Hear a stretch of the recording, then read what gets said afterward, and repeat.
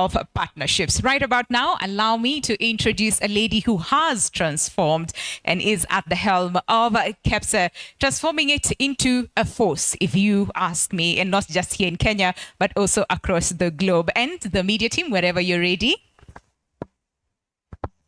She is a force credited with transforming the Kenya Private Sector Alliance, KEPSA, into a world-class apex body of the private sector in Kenya. With over 2 million direct and indirect members, KEPSA works to realize an enabling business environment that delivers Kenya's global competitiveness. Ladies and gentlemen, let's put our hands together for the KEPSA CEO, Ms. Carole Kariuki.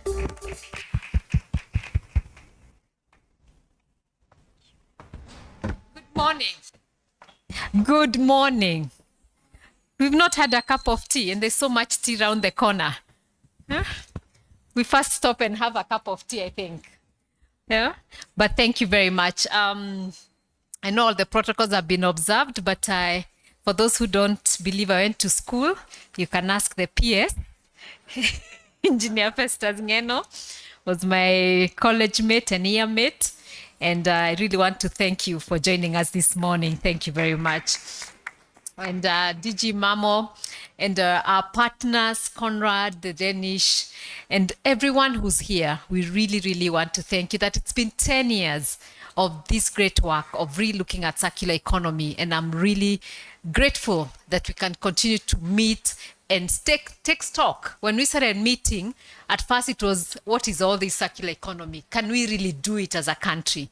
But now we can look back and say, what have we really achieved? And I'm so excited about that as we look at this 10th annual Circular Economy Conference and No Waste Festival is a real milestone that represents not just a decade of convening, but a decade of transformation. And as I saw the group of our good community, the Maasais, if there's anything that we can learn for many of us who've left our culture as we have progressed and adopted other cultures, is how they have practiced circular economy, not because they were taught by anyone, not because someone came and told them they must, but they understood what it means and what the environment means. And so we're so grateful for the group that has joined us from Kajiado this morning. Thank you so much for reminding us where we've come from and where we need to go back. And I really like the title for today, that it's about reimagining, looking back into the future. We never look back into the future. We look forward into the future. We look back at history and forward into the future. But now we are looking back into the future. And I think this is one of the communities that can really, really teach us what that really means.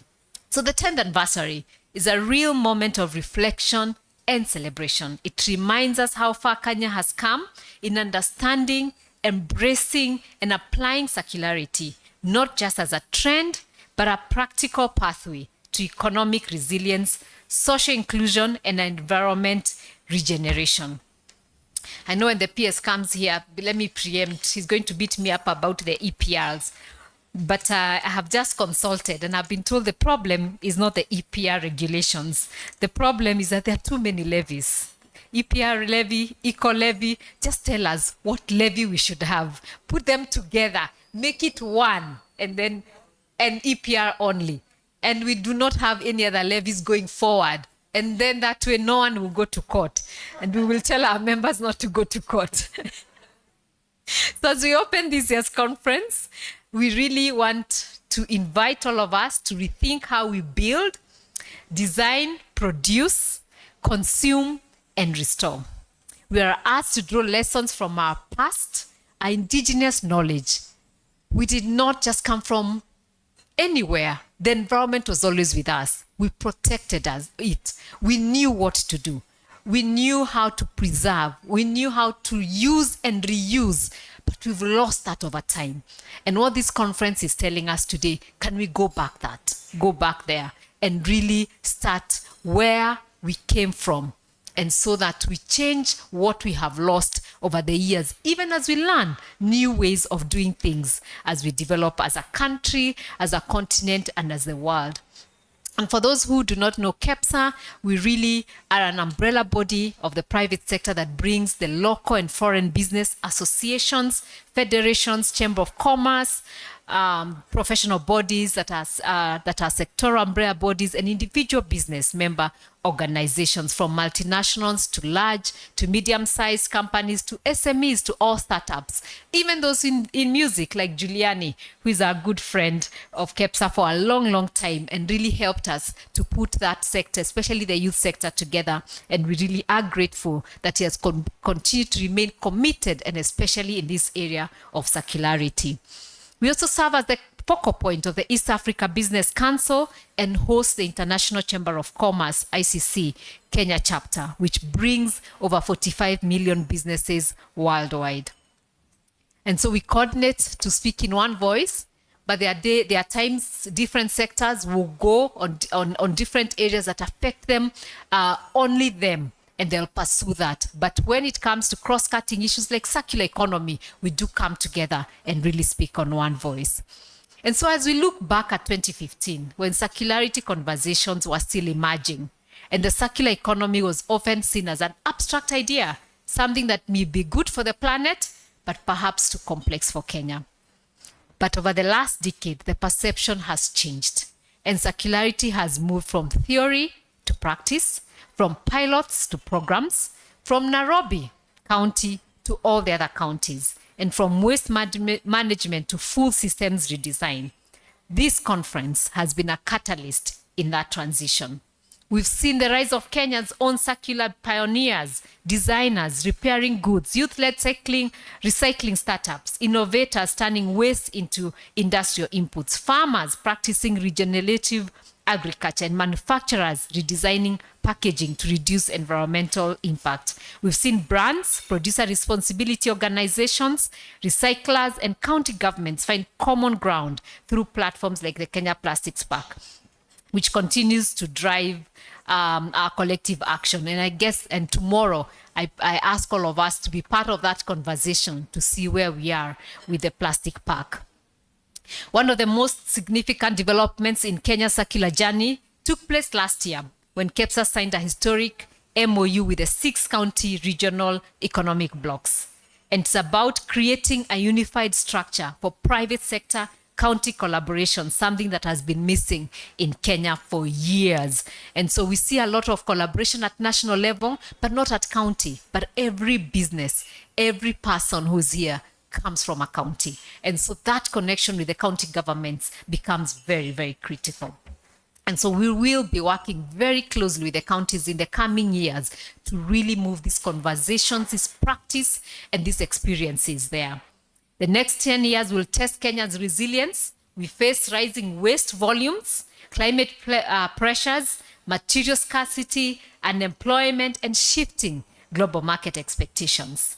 Circular economy offers a practical response to all these challenges. It is not just an environmental agenda, it's an economic strategy that drives innovation, strengthens manufacturing. I think as we walk around, you see a lot of innovation to never have come out if we did not have circular economy.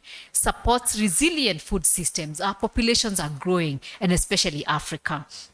When we think about Africa, even despite us having 60% of the arable world land in Africa, we are putting pressure on the food systems. 60% of the young people of the world reside in Africa.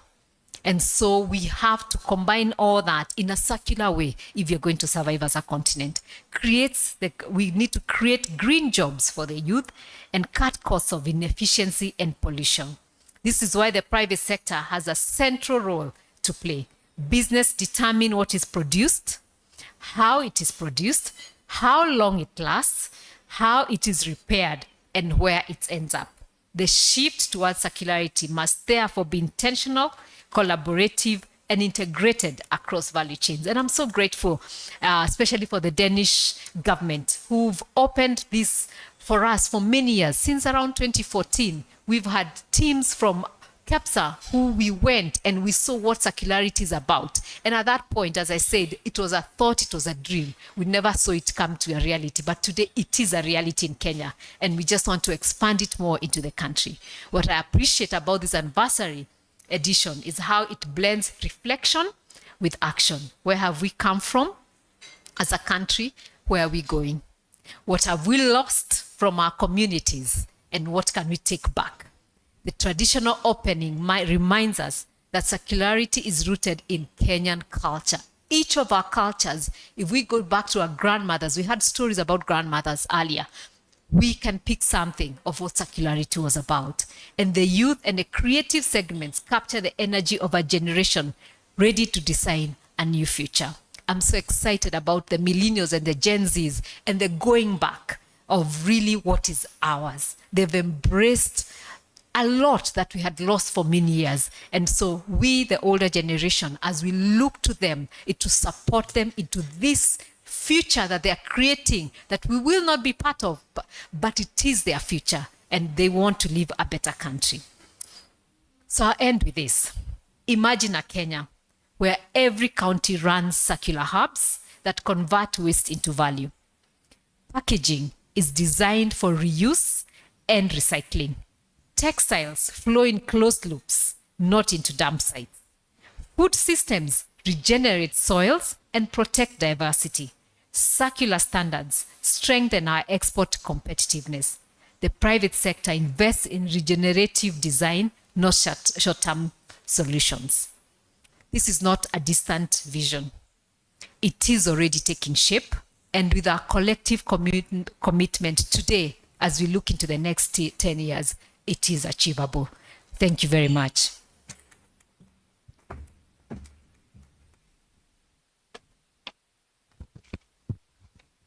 All right, let's appreciate her better. A lot of reflections over there in terms of the 3 R's that we talked about as well this morning. And that is, we are reflecting, we are reimagining, and we are also recommitting. So thank you so much, Madam Carole, for that.